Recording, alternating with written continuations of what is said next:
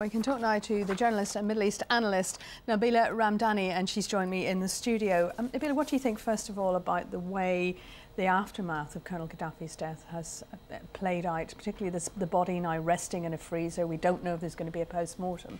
Well, absolutely. We've heard that the Misrata Brigade have decided unilaterally that there won't be a post-mortem on Gaddafi's body. Now, of course, other people will disagree with that. His family has asked for his body back as well.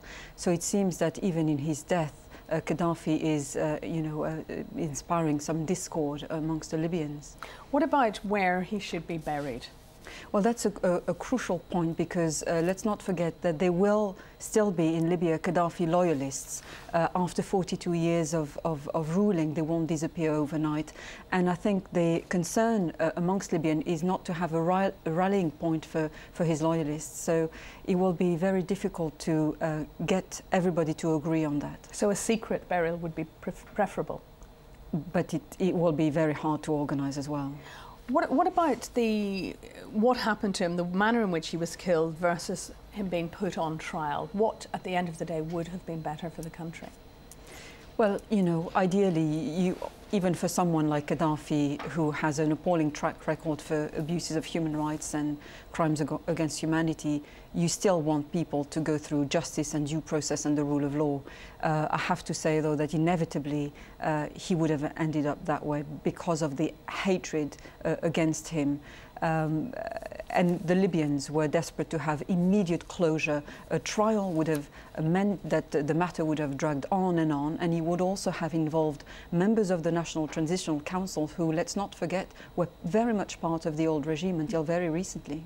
Now, you met him, Colonel Gaddafi, you interviewed him on several occasions. What was your impression about how in touch he was perhaps with reality, the way the world was changing?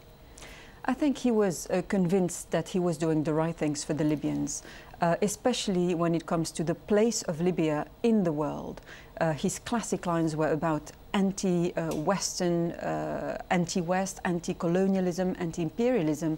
And it has to be said that he has successfully, over 40 years, managed to keep his oil out of Western hands. And that's perhaps something he was proud of. Now, if handled properly, of course, that's going to be the biggest resource, isn't it, for the future for the country? Very much so. And Libya is the third oil producer in North Africa. And Libyans are very highly trained in technical skills, including engineering and in the petroleum industry. And the tragedy would be if they are to be sidelined by foreign contractors pouring in the country. OK. Nabila, thank you.